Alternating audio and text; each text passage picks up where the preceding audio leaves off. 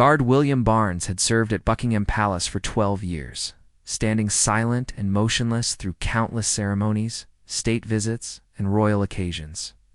His record was spotless, never late, never out of uniform, never breaking protocol. To the tourists who photographed him daily, he was just another red-coated figure in a bearskin hat. To his fellow guards, he was reliable William, the one who covered shifts when others were sick, who remembered everyone's birthdays, who never complained about the longest duties, but William carried a secret that would have shocked everyone who knew him. Hidden beneath his military precision and unwavering loyalty to the crown was a past that haunted his dreams and shaped every decision he made 20-3 years earlier. William had been a different person entirely. At 19, he had been William Sullivan, a troubled youth from the rough streets of Manchester. His father had died when he was 12, leaving his mother to raise 3 children alone on a cleaner's wages. William had fallen in with the wrong crowd, stealing cars and breaking into shops to help pay the bills and feed his younger sisters. The night that changed everything. William had been caught red-handed in a jewelry store, pockets full of stolen watches and necklaces. The shop owner had cornered him, and in the struggle that followed, the older man had suffered a heart attack. William had watched helplessly as paramedics worked over the unconscious man, knowing that his actions had caused this crisis. The shop owner, George Whitmore, had survived, but barely. During the court proceedings, something extraordinary had happened. Instead of demanding the maximum sentence, Mr. Whitmore had spoken on William's behalf. He had seen something in the scared young man, a fundamental decency that had been buried. Under desperation and bad choices, "This boy isn't evil," Mr. Whitmore had told the judge. "He's lost. Give him a chance to find himself." William had received community service instead of prison time. But more importantly, he had received something he had never expected: forgiveness from the man he had wronged. Mr. Whitmore had even offered him a job in his shop. Once his community service was complete, a gesture of trust that had moved William to tears. That forgiveness had transformed William's life. He had worked honestly for Mr. Whitmore for 2 years, learning about integrity and second chances. When Mr. Whitmore had suggested that William consider military service as a way to fully turn his life around, William had enlisted immediately. The army had given him structure, purpose, and eventually led him to the prestigious position of Royal Guard. But William had never forgotten his debt to the man who had saved him from a life of crime. He had legally changed his surname from Sullivan to Barnes when he joined the army, wanting to leave his criminal past completely behind. Only Mr. Whitmore knew his true identity, and they had maintained a quiet correspondence over the years, which was why on this cold November morning, the letter in William's pocket felt like a lead weight. Mr. Whitmore was dying. Cancer, the letter explained, advancing quickly despite treatments. He was alone. His wife had passed 5 years earlier, and they had never had children. The letter didn't ask for anything directly, but William could read between the lines. The man who had saved his life was facing his final days without family or close friends. William stood at his post outside the palace. Tourists snapping photos as usual, but his mind was hundreds of miles away in Manchester. His leave request for the next week had been denied. There was an important state dinner, and all guards were required to be present. Protocol was protocol, and personal matters couldn't interfere with royal duties. But how could he stand here, in his uniform, serving with honor that Mr. Whitmore had made possible while the man lay dying alone? During his break, William tried calling the hospital, but the news wasn't good. Mr. Whitmore had taken a turn for the worse. The doctors weren't sure he would last the week. William closed his eyes, remembering the kind face of the man who had looked past a 19-year-old thief and seen potential for redemption. "You look like someone died," said James Crawford, William's closest friend among the guards. Joining him in the small break room, William almost laughed at the unintentional accuracy of the comment. "Just tired," he replied, folding the letter. And putting it away, James studied him with concern. They had served together for 8 years, and James could read William's moods better than most. "You know you can talk to me, right? Whatever's going on." William appreciated the offer, but how could he explain? James knew William Barnes, the dedicated guard with the spotless record. He didn't know William Sullivan, the former criminal who owed everything to a dying shopkeeper in Manchester. That evening, alone in his small apartment near the palace, William made a decision that went against everything he had been trained to believe about duty and protocol. He couldn't abandon Mr. Whitmore, not after everything the man had done for him. If the official channels wouldn't give him leave, he would have to find another way. William began researching train schedules to Manchester. If he left immediately after his shift ended tomorrow, he could reach the hospital by midnight. He would have to be back by Monday morning for the state dinner preparation. Missing that would mean court-martial and dismissal from the service. It would be a tight schedule, requiring him to travel all night both ways, but it was possible. The risk was enormous. If he were caught leaving his post early, if anyone discovered his unauthorized absence, his career would be over. Worse, the questions that would follow might uncover his past, revealing William Sullivan's criminal history. The scandal would not only destroy him, but could potentially embarrass the entire Royal Guard. Yet as William looked at himself in the mirror, still wearing his red tunic with its gleaming buttons and perfect creases, he saw more than just a guard. He saw a man who had been given a second chance by someone's kindness, someone who was now facing death alone. The uniform represented honor, duty, and service to the crown. But didn't true honor also mean loyalty to those who had shaped that? Service possible. Didn't duty extend beyond protocol to include the debts of the heart? William opened his wardrobe and pulled out civilian clothes, a simple dark suit he had worn to formal events. Tomorrow night, Guard William Barnes would stand at his post until the end of his shift. But after that, William Sullivan would travel north to repay a debt that was 23 years overdue. He spent the night writing a letter. He hoped he would never have to send a confession to his commanding officer explaining his actions, to be opened only if he didn't return in time. In it, he told the whole truth about his past, about Mr. Whitmore, and about why some acts of loyalty transcended the boundaries of official duty.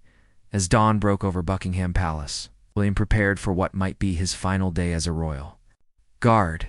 He polished his boots with extra care, pressed his uniform to perfection, and pinned his medals with steady hands. If this was to be his last day of service, he would serve with all the honor and dignity that Mr. Whitmore's forgiveness had made possible.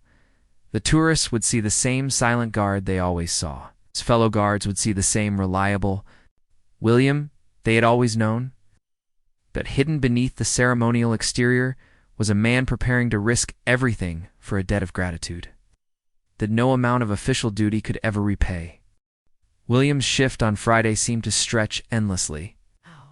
Every tick of the clock tower felt like an eternity as he stood motionless outside the palace gates.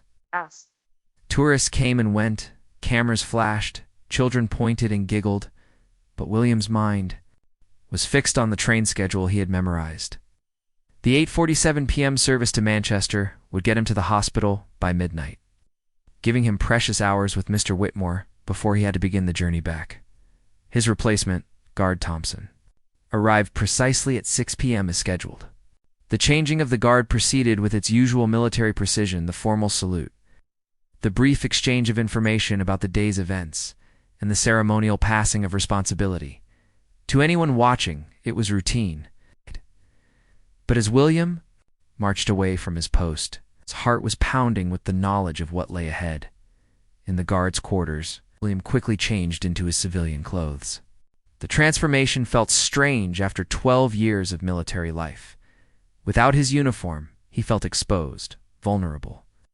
The dark suit made him look like any other businessman heading home for the weekend. He caught sight of himself in the mirror and saw William Sullivan looking back. The young man he had tried so hard to leave behind, James Crawford, appeared in the doorway as William was packing a small overnight bag. "Going somewhere special?" James asked casually, though his eyes were alert with curiosity. "Just visiting an old friend," William replied, which was technically true. "Must be some friend to get you out of uniform and into a suit." James stepped closer, studying William's face. "You've been different all week. Distracted. Are you in some kind of trouble?" The concern in James's voice nearly broke William's resolve. This good man, who had been his closest friend for 8 years, deserved better than lies and half-truths. But the truth was too complicated, too dangerous to share. "I'm fine," William said, shouldering his bag. "Just something I need to take care of. I'll be back Sunday evening." James nodded, but his expression remained worried. "Be careful whatever you're doing, and if you need help, no, thank you."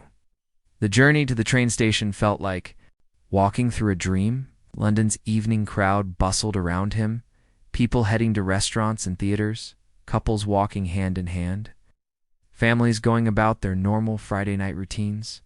William moved through it all like a ghost, his mind already in Manchester, already at Mr. Whitmore's bedside. At King's Cross Station, William bought his ticket with cash, avoiding any electronic trail that might be discovered later. The platform was busy with weekend travelers, but William found a quiet corner to wait. The letter to his commanding officer was sealed in his jacket pocket. Along with his confession and the explanation that might save his honor, even if it destroyed his career. The train arrived on schedule, and William found a seat by the window. In a nearly empty car, as London disappeared into the darkness, he pulled out the last letter Mr. Whitmore had sent, reading it again by the dim overhead light. "My dear William," it began in the familiar handwriting, though shakier now than before. "I hope this finds you well, and that your service continues to bring you satisfaction. I'm afraid I have some difficult news to share. The doctors tell me that my time is growing short. Please don't feel obligated to respond or visit. I know your duties are demanding and important. I simply wanted you to know that knowing you, watching you build an honorable life, has been one of my greatest joys. You prove that people can change, that forgiveness can transform lives. Thank you for letting an old man be part of your journey." The letter went on to discuss practical matters: his will, the shop that would be sold, small bequests to charity. But it was those opening lines that had haunted William for days. Mr. Whitmore was dying. He was trying to protect William from feeling obligated to visit.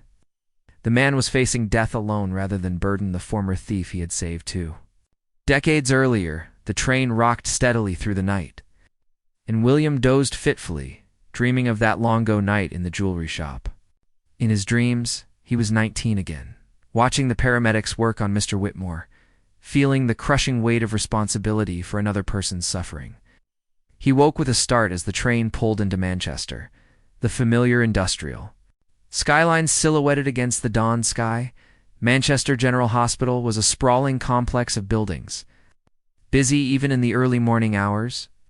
William found his way to the oncology ward, his heart racing as he approached the nurse's station. A tired-looking nurse looked up from her paperwork. "I'm here to see George Whitmore," William said quietly.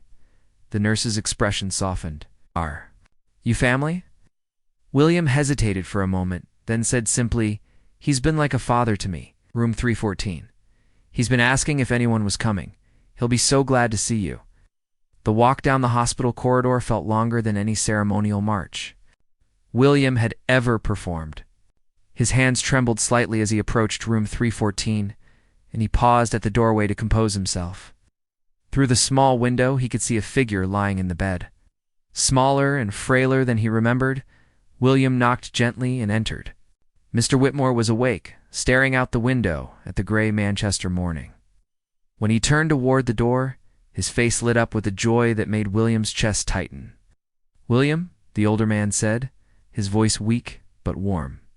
"You came." "Of course I came," William replied, pulling a chair close to the bed. "Did you think I wouldn't?" Mr. Whitmore's eyes were bright with unshed tears. "I know how important your work is. Didn't want to." Bow quotes, "You saved my life," William interrupted gently. "Not just that night in court, but every day since. You showed me what forgiveness looked like, what second chances meant. Did you really think I would let you face this alone?" They talked through the morning and into the afternoon.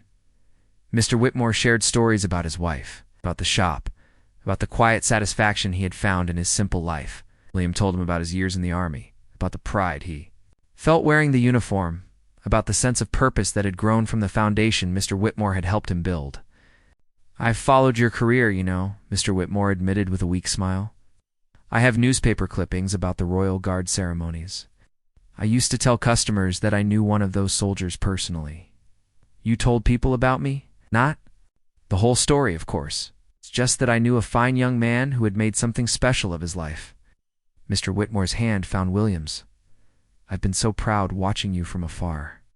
The afternoon brought difficult conversations about pain medication and final wishes, but also moments of laughter as Mr. Whitmore recalled funny incidents from William's time working in the shop. Slowly, William began to understand something. He hadn't expected Mr. Whitmore wasn't afraid of dying. He was at peace, content with the life he had lived and the small part he had played in William's transformation. I need to tell you something, Mr. Whitmore said as evening approached. The night you broke into my shop, when I had the heart attack. For years, I blamed myself for not being more understanding, for frightening you into running. I thought, maybe if I had handled it differently, none of it would have happened. William was stunned. You blamed yourself? But I was the one who... We were both scared that night. You were a desperate boy trying to help his family, and I was an old man protecting his livelihood. But what happened after your remorse? Your determination to change, the man you became, that showed me something beautiful about human nature. You didn't just steal some jewelry that night, William. You gave me something much more valuable. What's that? Hope that people can change, that forgiveness matters, that love and understanding can overcome fear and anger. Mr. Whitmore smiled weakly. He gave an old shopkeeper a chance to be part of something meaningful. As night fell over Manchester, William realized that his time was running short. He needed to catch the late train back to London to have any chance of making it to work on Monday morning. But leaving felt impossible, like abandoning Mr. Whitmore all over again. You have to go, Mr. Whitmore said, as if reading his thoughts. Your duty is important, William. Don't risk everything you've built for an old man's final hours. William squeezed the frail hand. You're not just any old man. You're the reason I have a duty to return to. MC prepared to leave. William made a promise that would echo through the palace corridors in ways he couldn't yet imagine. The hidden act of loyalty that had brought him to Manchester was only the beginning of a story. It would soon stir the very heart of the royal household. The train journey back to London was a nightmare of delays and anxiety. What should have been a straightforward overnight trip turned into a race against time when signal problems outside Birmingham brought the service to a complete halt for 3 hours. William sat in the stationary train, watching precious minutes tick away. Knowing that each delay brought him closer to potential disaster, he had calculated everything perfectly. Arrive back in London by 8 a.m. Sunday, get a few hours of sleep, and report for duty Monday morning fresh and ready for the state dinner preparations. No one would ever know he had been gone. But now, as dawn broke over the English countryside and the train finally limped into Euston Station, it was already past 10 a.m. Sunday. William's phone had been buzzing with messages. James had texted Saturday evening asking if everything was okay. There was a message from the duty officer about schedule changes for Monday. Most worrying of all, there was a call from Sergeant Major Harris asking him to report to the office Sunday afternoon for a brief discussion about duty assignments. The walk from the station to his apartment felt like a funeral march. William's civilian clothes felt strange and conspicuous after the long journey.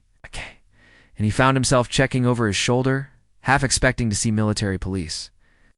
At his flat, he showered quickly and put on his dress uniform, the familiar ritual of buttons and badges helping to steady his nerves. The mirror reflected a royal guard in perfect dress, but William could see the strain in his own eyes, the weight of his secret trip, the emotional intensity of saying goodbye to Mr. Whitmore, and the growing certainty that his absence had been discovered combined to create a heavy dread in his stomach. At 2 p.m. sharp, William reported to Sergeant Major Harris's office. The senior NCO was a man William had always respected. Fair, professional, and genuinely concerned about the welfare of his guards. But today, Harris's expression was unreadable as he gestured for William to take a seat. Guard Barnes, Harris began formally consulting a file on his desk. Where were you yesterday evening? William had prepared for this moment, but hearing the question still felt like a physical blow. There was no point in lying if Harris was asking. He already knew the answer. I was in Manchester, Sergeant Major William replied, his voice steady despite the turmoil in his chest. Harris nodded slowly. Would you care to explain why you left London without authorization during a duty weekend? William looked at the man who had been his superior for 8 years, who had recommended him for commendations and trusted him with sensitive assignments. The truth would sound unbelievable: a royal guard with a secret criminal past, risking his career to visit a dying shopkeeper. But lies had already done enough damage. I was visiting someone who was dying, Sergeant Major. Someone who... who was very important to me. Important enough to risk court-martial. Yes, sir. Harris was quiet for a long moment, studying William's face. Guard Crawford came to see me yesterday evening. He was concerned about you, said you seemed distressed all week, and had left Friday night looking like you were carrying the weight of the world. William's heart sank. James had meant well, but his concern had inadvertently exposed William's unauthorized absence. Crawford also said, Harris continued, that in 8 years of serving together, he had never seen you act without good reason. He wanted me to know that whatever you had done, you weren't the type to act recklessly or selfishly. The unexpected support from his friend brought a lump to William's throat. James is a good man, Sergeant Major. Yes, he is. According to him, so are you. Harris leaned back in his chair. Which is why I'm going to give you an opportunity to explain yourself fully before I decide what action to take. And I mean fully, Barnes. No half-truths or convenient omissions. If there's something in your past that led to this decision, I need to know about it. William took a deep breath. This was it, the moment when William Sullivan would finally meet William Barnes, when 23 years of carefully guarded secrets would be revealed. He reached into his jacket and pulled out the sealed letter he had written, placing it on Harris's desk. Everything is in there, Sergeant Major. My real name, my past, why I went to Manchester, and why I would do it again despite the consequences. Harris picked up the letter, weighing it in his hands. Are you sure you want me to read this? Once I know whatever's in here, there's no going back. I'm sure, sir. You deserve the whole truth. Harris opened the letter and began to read. William watched his superior's face change as the story unfolded. Surprise, concern, and something that might have been understanding. The minutes stretched like hours as Harris read about William Sullivan's criminal youth. Ow! About Mr. Whitmore's extraordinary forgiveness. About the transformation that had led to William Barnes's exemplary military career. Finally, Harris set the letter down and looked directly at William. This man, George Whitmore, he's the one who convinced you to join the army. Yes, sir, said. I needed structure and purpose to complete my transformation. The army gave me both, and he's been your only connection to William Sullivan. All these years, yes, sir? He's the only person who knows my real identity. Harris was quiet for several minutes, processing the information. When he spoke again, his voice was thoughtful rather than accusatory. You realize that concealing your criminal record during enlistment is a serious offense? Yes, sir. I was 19 and desperate to leave that life behind. I know it was wrong, but you've spent 12 years proving that the man who committed those crimes no longer exists, Harris finished. Your record is spotless, Barnes. It's 12 years without a single disciplinary action, multiple commendations, the respect of your peers and superiors. Either you're the most accomplished liar in the British Army, or William Sullivan truly did die the day William Barnes enlisted. William didn't know how to respond to that. He had never thought of his transformation in those terms, but perhaps Harris was right. Perhaps William Sullivan had died, and William Barnes had been born from the ashes of that young man's mistakes. Me about Friday night, Harris said. What was so urgent that you couldn't wait for official leave? William described the letter about Mr. Whitmore's condition, the denied leave request, and the impossible choice between duty and gratitude. He explained about the train delays, the hours spent at the dying man's bedside, the promise he had made as he said goodbye. What promise? Harris asked. William hesitated, then realized there was no point in holding back now. I promised him that his forgiveness wouldn't be wasted, that I would continue to honor the uniform he helped me earn the right to wear, even if wearing it cost me everything. Harris picked up the letter again, scanning particular sections. According to this, you were prepared to accept full responsibility for your actions. Court-martial, dismissal, public disgrace, you knew the risks and went anyway. Yes, sir. Why?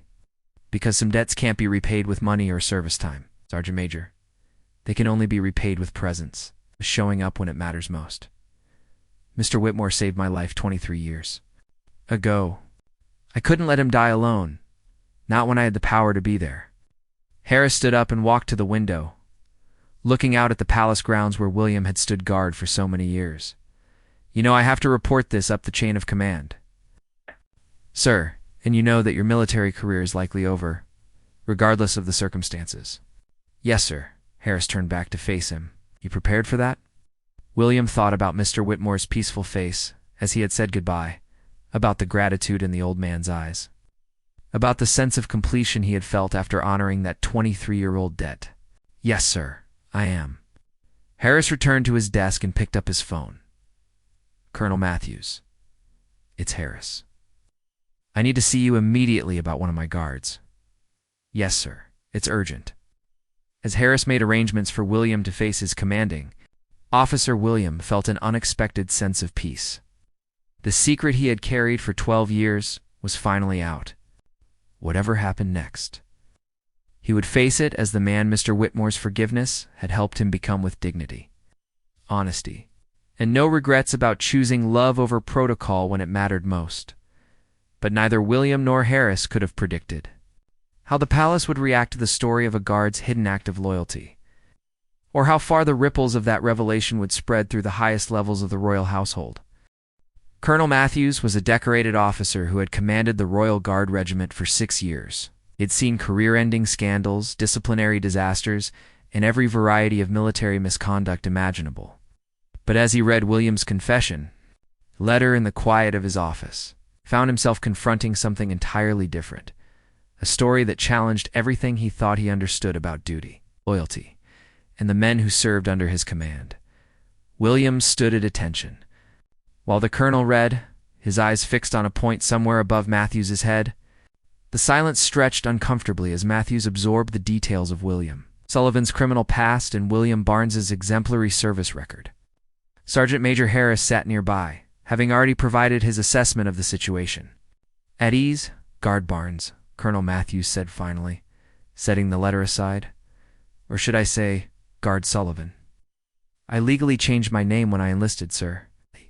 William Barnes is my legal identity now, but William Sullivan is who you were. The young man who committed armed robbery and assault? Yes, sir. Colonel Matthews studied William's face, looking for signs of deception or instability. What he saw instead was a man who had clearly wrestled with his conscience and emerged at peace with his decision, regardless of the consequences.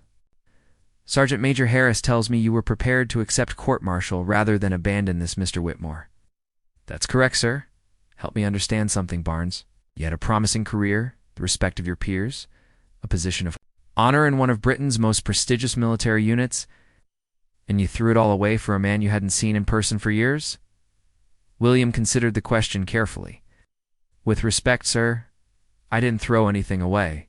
Mr. Whitmore's forgiveness is what made my career possible. Everything I've achieved, every moment I've worn this uniform with pride, exists because one man chose compassion over justice 23 years ago. Abandoning him in his final hours would have dishonored everything he gave me. Colonel Matthews walked to his window, which offered a view of the palace courtyard where the changing of the guard would take place in a few hours. Tourists were already gathering behind the railings, cameras ready to capture the ceremony they saw as quaint tradition. None of them would ever know the personal dramas and moral struggles of the men behind the red tunics and bearskin hats. State dinner is tomorrow night, Matthews said without turning around. Foreign dignitaries, media coverage, the full ceremonial protocol. I need every guard present and focused. I understand, sir. Do you? Because if I decide to proceed with disciplinary action, the story will have to be reported up the chain. Questions will be asked about how we screen our recruits, about what other secrets might be hiding in our ranks. The scandal could overshadow the diplomatic event we're supposed to be protecting. William felt the weight of that responsibility. His personal crisis was becoming an institutional problem. potentially affecting his fellow guards and the reputation of the entire regiment. However, Matthews continued, turning back to face him, there's another way to look at this situation. Sergeant Major Harris has given me his assessment of your character and service record. 12 years of exemplary duty, multiple commendations, the absolute trust of your peers. Either you're a master manipulator who has fooled everyone around you, or you're exactly what you appear to be, a man who made mistakes as a youth and has spent his adult life proving his worth. Sir, I'm not finished. Matthews returned to his desk and picked up William's service file. Your record shows consistent excellence, but more than that, it shows character. The time you carried an injured tourist to safety during a demonstration, the night you stayed extra hours to help a new recruit who was struggling with ceremonial drill, the money you quietly contributed to help guard Peterson's family when his wife was in hospital. William was surprised that Matthews knew about these incidents. He had never reported them or sought recognition for them. You think we don't notice these things? Matthews asked, seeing William's expression. A commanding officer's job is to know his men, Barnes. I've been watching you for 6 years, and I've never seen anything that suggested deception or hidden agendas. What I've seen is a man who serves with quiet dedication and treats his duty as a privilege, not a burden. Colonel Matthews sat back down and opened William's confession letter again. Story you've told me about Mr. Whitmore's forgiveness. In your transformation, it's either an elaborate fabrication or one of the most remarkable examples of redemption I've ever encountered. It's the truth, sir. I believe it is. Matthews's response surprised both William and Harris, which presents me with an unusual problem. By regulation, I should initiate immediate disciplinary proceedings. Is your unauthorized absence concealed? Criminal record and false enlistment documents are all serious offenses. William braced himself for the inevitable, but Matthews continued, I also have to consider the man you've proven yourself to be over 12 years of service. The question isn't whether William Sullivan committed crimes as a teenager. Clearly he did. The question is whether William Barnes is the same man and whether punishing him serves any useful purpose. The colonel stood up and began pacing, clearly struggling with the decision. Tell me about Mr. Whitmore's condition. Is he... Has he? Died yesterday morning, sir, William said quietly, peacefully with dignity. I received word from the hospital this morning. The news seemed to affect Matthews deeply. He stopped pacing and looked directly at William. So the man whose forgiveness transformed your life has passed away. And you were there with him at the end because you chose loyalty over career preservation. Yes, sir. Matthews was quiet for several minutes, wrestling with competing obligations. Military discipline versus human compassion, regulations versus exceptional circumstances. Finally, he made a decision that would surprise everyone in the room. I'm going to do something unprecedented, he said. I'm going to take this matter directly to Her Majesty's private secretary. This story, your story, raises questions that go beyond military discipline. It touches on themes of forgiveness, redemption, and the kind of character we want in those who serve the crown. William and Harris exchanged glances. Taking the matter to the royal household was unexpected and potentially much more serious than a simple court-martial, Sir William said. I don't want to cause embarrassment to the crown, or the embarrassment, if any, would come from how we handle this situation, Matthews interrupted. The crown has always represented ideals of justice tempered by mercy, of giving people opportunities to prove their worth. Your story embodies those ideals, Barnes. The question is whether we have the wisdom to recognize that. Matthews picked up his phone and began dialing. I'm requesting an immediate audience with Sir Geoffrey Morrison, Her Majesty's private secretary. This matter requires consideration at the highest levels. As the colonel made his arrangements, William realized that his hidden act of loyalty had set in motion events far beyond anything he had imagined. What had begun as a personal choice to honor a debt of gratitude was now ascending to the very heart of the royal household, where decisions would be made that could redefine not just his own future, but the meaning of service and redemption. Within the institutions he had spent his adult life serving, the story of William Barnes was about to become something much larger than one guard's secret past. It was about to become a test of the values that the crown itself represented, and whether those values were strong enough to embrace a former criminal who had spent 12 years proving his transformation was real. In a few hours, learn whether the palace that had been his professional home for over a decade would also become the place where his deepest secrets were either forgiven or condemned. The hidden act of loyalty that had taken him to Manchester was about to stir the palace in ways that would surprise everyone, including the Queen herself. Sir Geoffrey Morrison had served as Her Majesty's private secretary for 8 years, navigating countless delicate situations that required balancing protocol with human considerations. But as he read Colonel Matthews's urgent report and William's confession letter in his oak-paneled office, he found himself facing one of the most unusual cases of his career. The private secretary was a man who understood the weight of tradition and the importance of maintaining the crown's reputation. Every decision he made had potential implications, not just for the individuals involved, but for the monarchy itself. Yet something about William Barnes's story resonated with him on a deeper level than mere administrative concern. "Colonel Matthews," Sir Geoffrey said after finishing the documents, "you're asking me to consider exceptional clemency for a man who falsified his enlistment documents and has been living under an assumed identity for 12 years? "I'm asking you to consider the totality of his service, sir," Matthews replied, "the extraordinary circumstances that led to his recent actions." William stood at attention beside his commanding officer, still somewhat stunned that his personal crisis had escalated to this level. The private secretary's office, with its portraits of past monarchs and ceremonial swords mounted on the walls, seemed an unlikely place to be discussing the redemption of a former Manchester street thief. "Sir." Geoffrey walked to his desk and picked up a thick file that William recognized as his service record. "I took the liberty of conducting some additional research after Colonel Matthews called. Guard Barnes, are you aware that your name has appeared in commendation reports no fewer than 7 times over your career?" William was surprised. I wasn't aware of the specific number, sir. The incident with the injured tourist during the 2018 protests, your assistance to the elderly woman who collapsed near the palace, Gates in 2019, the time you worked overtime without pay to help train new recruits who were struggling with ceremonial protocol. Sir Geoffrey looked up from the file. These aren't the actions of a man hiding from his past. These are the actions of someone who views service as a privilege. The private secretary moved to the window that overlooked the palace gardens, where groundskeepers were preparing for the state dinner's outdoor reception. "Tell me about Mr. Whitmore's final hours. What do you talk about?"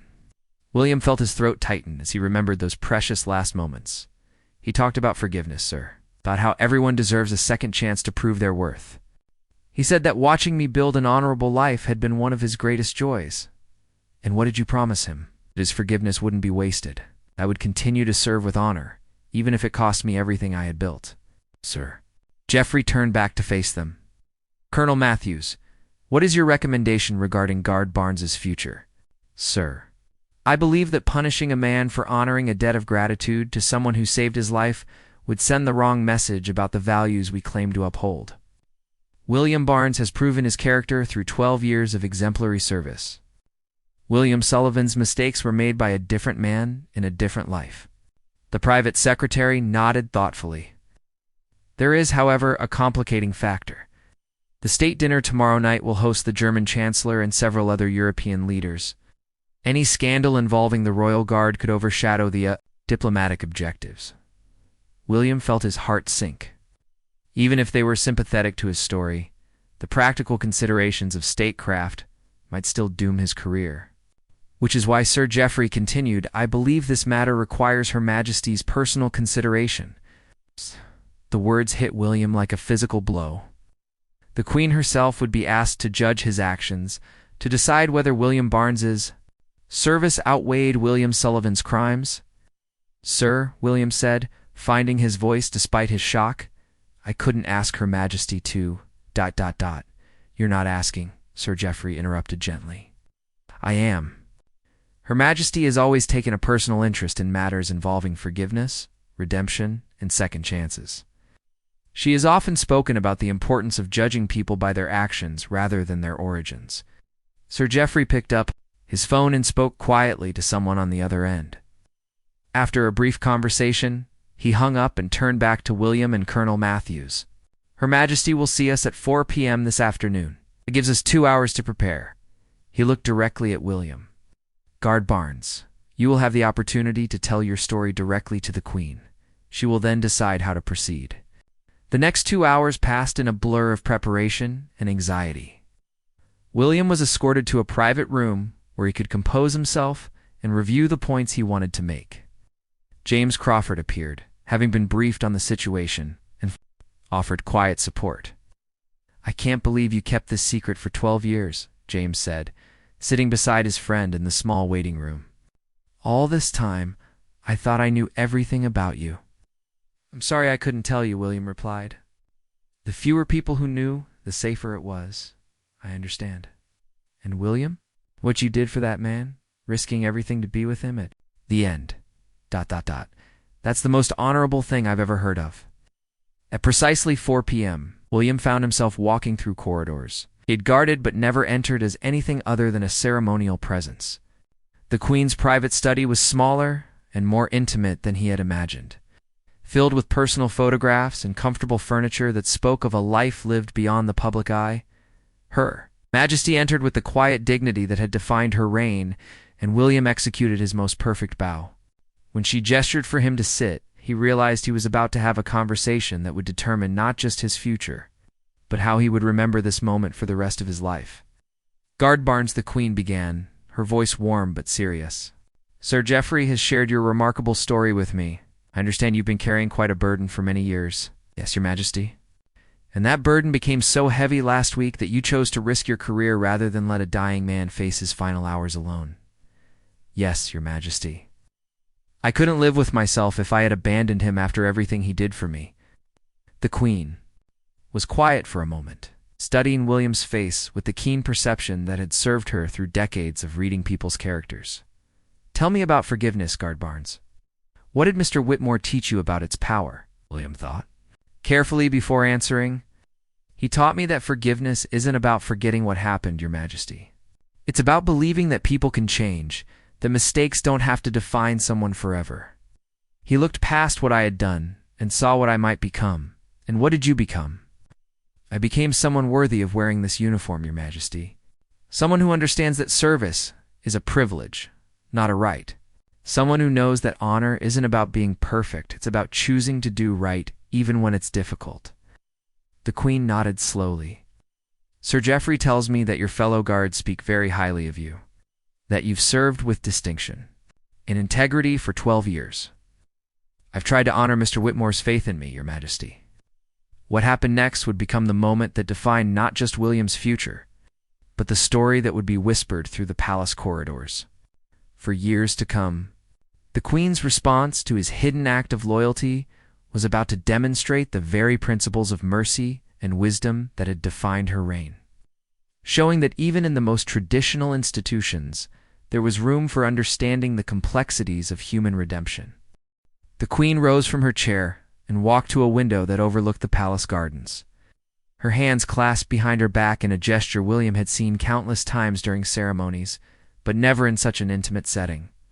The silence stretched, and William could hear his own heartbeat as he waited for her verdict.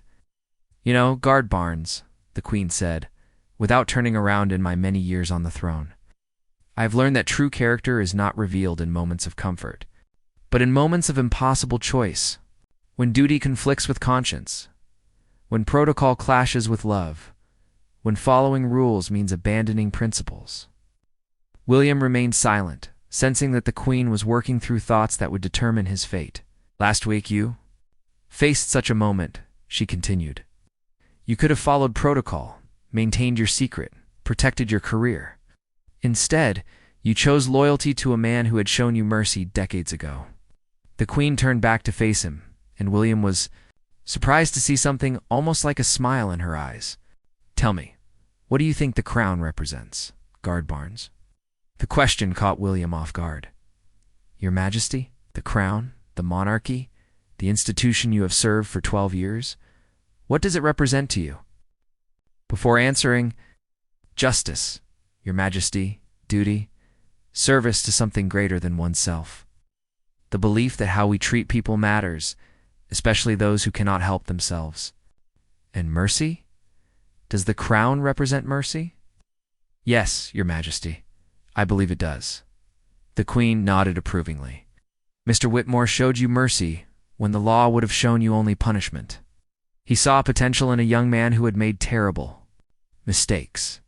In doing so, he embodied the very principles that the crown seeks to represent. She returned to her seat, fixing William with a steady gaze that seemed to see straight through to his soul. Your actions last week demonstrated that his mercy was not misplaced. You risked everything you had built to honor a debt of gratitude to a dying man. That is not the behavior of someone hiding from their past. It is the behavior of someone who has fully embraced their transformation. Sir Geoffrey and Colonel Matthews exchanged glances, both sensing that the Queen was building toward a decision that none of them had anticipated. However, the Queen continued, "There remains the matter of your concealed identity and false enlistment documents. These are serious infractions that cannot be simply overlooked." William's heart sank. Despite everything, despite the understanding and sympathy he had received, the regulations would still destroy his career. Which is why the Queen said, her voice taking on a tone of quiet authority, "I am exercising my royal prerogative to grant you a full pardon for any administrative irregularities in your enlistment process."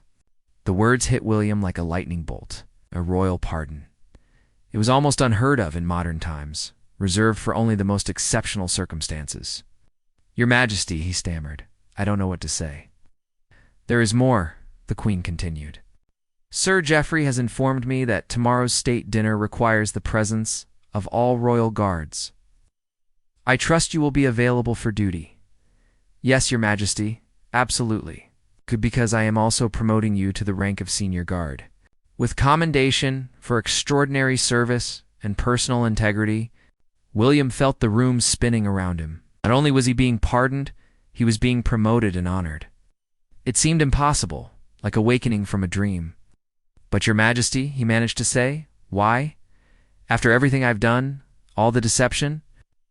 Queen leaned forward slightly, her expression growing more personal and warm. "Guard Barnes, do you know what I admire most about your story?" "No, Your Majesty. It's not that you overcame a difficult past. Many people do that. It's not even that you served with distinction for 12 years. That's what we expect from our guards. What I admire most is that when faced with an impossible choice, you chose love over fear.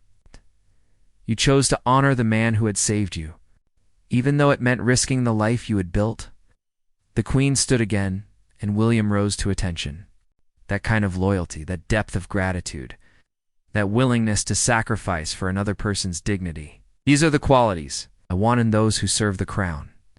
These are the qualities that make the monarchy worthy of the people's respect. She moved to her desk and picked up a small velvet box. "This is the Queen's Medal for exemplary service. It is rarely awarded and never for routine duty. I am presenting it to you not for your 12 years of ceremonial service, but for demonstrating that true honor sometimes requires breaking the rules." William accepted the medal with trembling hands, completely overwhelmed by the magnitude of what was happening. The Queen smiled, a genuine, warm expression that transformed her regal features. "There is one more thing, Guard Barnes. I would like you to write a letter to Mr. Whitmore's family if he has any, or to his community if he does not. I want them to know that his act of mercy 23 years ago has been recognized at the highest levels of our government. I want them to understand that forgiveness has the power to create not just better individuals, but better servants of the crown. Your Majesty, Mr. Whitmore had no family, but there was a young curate at his local church who visited him regularly. Could write to him. Perfect. Tell him that Mr. Whitmore's legacy lives on in your service, and that the crown is grateful for citizens like him who understand the transformative power of second chances." As the audience concluded, William found himself walking through the palace corridors in a daze. The metal box in his hand felt surreal, as did the knowledge that his deepest secrets had not only been forgiven, but had somehow become the foundation for the highest honor of his career. James was waiting in the guards quarters, anxious for news. When William showed him the medal and explained what had happened, his friend's reaction was one of stunned joy. "The Queen herself gave you a medal for going AWOL," James said, shaking his head in amazement. "She gave me a medal for loyalty," William corrected. "For understanding that sometimes the highest form of service is following your conscience, even when it conflicts with regulations." The next evening, as William stood at attention during the state dinner, wearing his new senior guard insignia and knowing that the Queen's medal lay safely in his quarters, he thought about Mr. Whitmore. The old man would have been amazed to know that his simple act of mercy in a Manchester courtroom had ultimately been recognized in the halls of Buckingham Palace. More importantly, William realized that he was no longer carrying the weight of a secret past. William Sullivan and William Barnes had finally become one person, a man whose mistakes had been transformed into wisdom, whose gratitude had become service, whose loyalty had stirred the very heart of the institution he served. The hidden act of loyalty that had taken him to Manchester had indeed stirred the palace, but not in the way he had feared. Instead of bringing scandal and disgrace, it had revealed the true meaning of service and the power of institutions to embrace redemption rather than simply enforce punishment. As foreign dignitaries moved through the palace halls, escorted by guards who maintained perfect ceremonial bearing, few would have guessed that one of those silent, motionless figures had recently been personally honored by the Queen for an act of love that transcended duty. But that secret, unlike the burden William had carried for 12 years, was a secret worth keeping. A reminder that even in the most formal institutions, there was room for the human heart to triumph over the rigid demands of protocol. Mr. Whitmore's forgiveness had saved one 19-year-old thief. The Queen's wisdom had shown that same forgiveness could elevate not just an individual, but the very meaning of service itself. In the end, the hidden act of loyalty had stirred more than the palace. It had stirred the soul of an institution, proving that mercy and justice, when properly balanced, could create something beautiful enough to serve a crown.